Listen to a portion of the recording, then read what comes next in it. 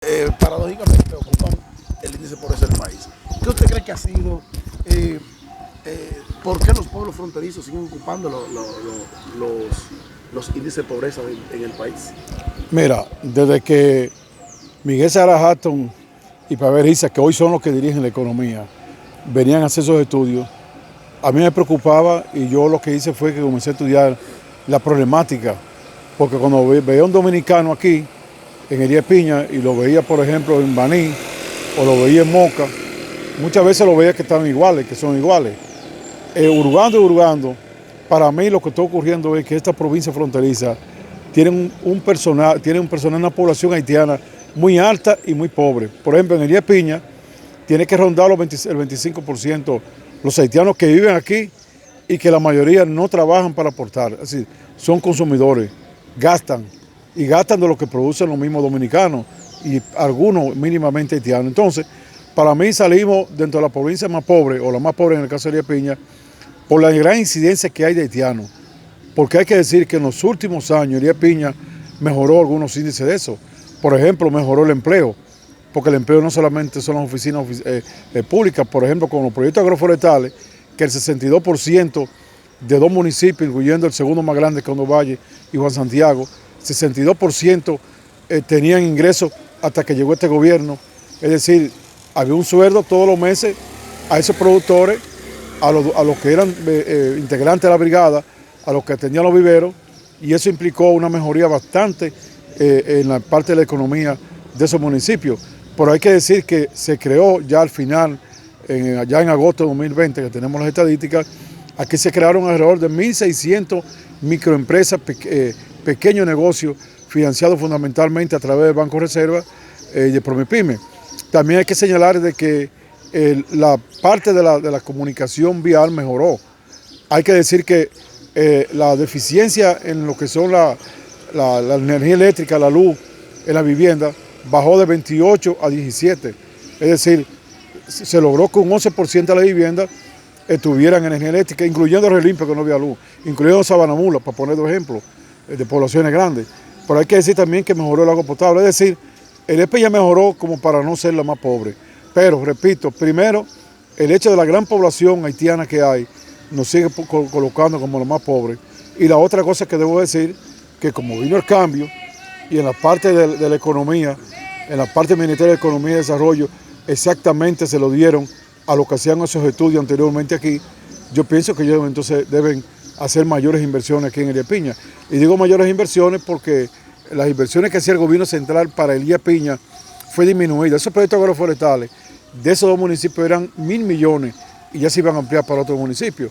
Sin embargo, apenas se llegó a 650 millones y está prácticamente paralizada esa inversión que se iba a hacer. De manera que, repito, estamos saliendo como la provincia más pobre por la gran incidencia que tenemos de haitianos sumamente pobres y que no generan ni siquiera lo que gastan. No creo que seamos más pobres si se ve de dominicano a dominicano. Pero cuando usted va a otra población, puede tener un 5% de haitianos, un 7, un 8, pero no un 25% como tiene Elías Piña. Muchas personas dicen que también hace falta la alianza público-privada, que aquí solamente los empleos son del gobierno, aquí nadie emplea.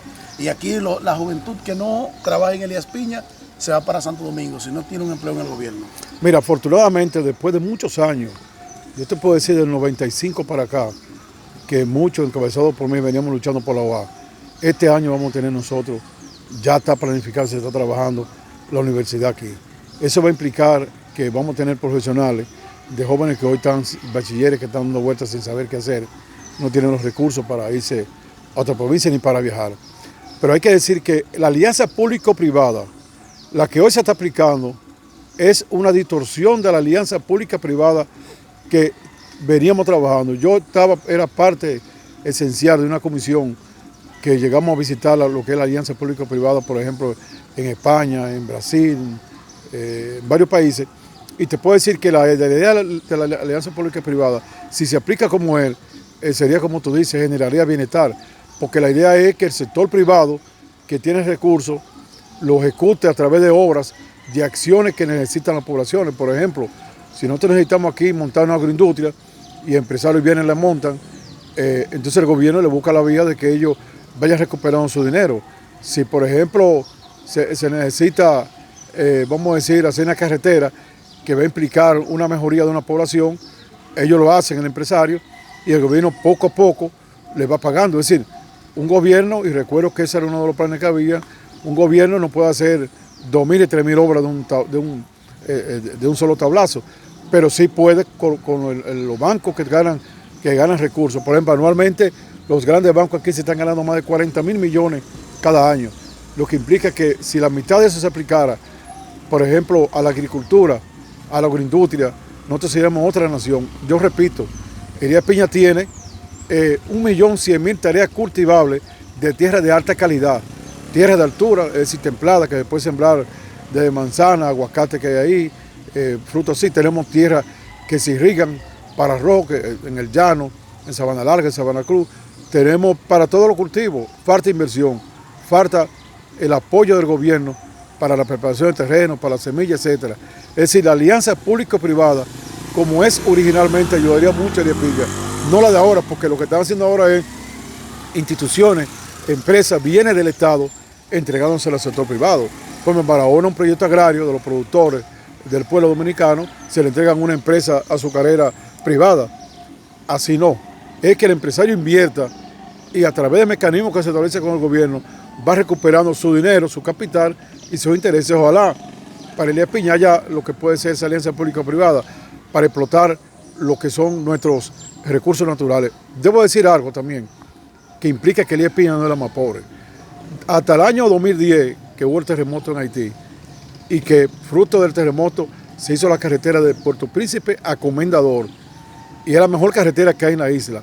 A partir de ahí, nosotros vendíamos hasta esa fecha para Haití anualmente unos 125 millones de dólares anuales.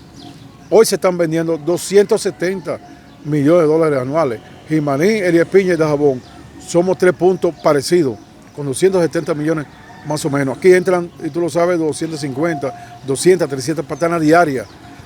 Lo que se vende formalmente para allá es una cantidad tan grande como para que no seamos los más pobres, aparte de la venta informal. Es decir, ha crecido grandemente la exportación hacia Haití. Repito, Haití, por ejemplo, compra el 24% de toda su mercancía en República Dominicana. De ese 24%, alrededor de un 8 o 9% lo compra por Elías Piña. Entonces no seríamos los más pobres como se está planteando, pero es por el problema de la gran incidencia de una población haitiana aquí en nuestra provincia.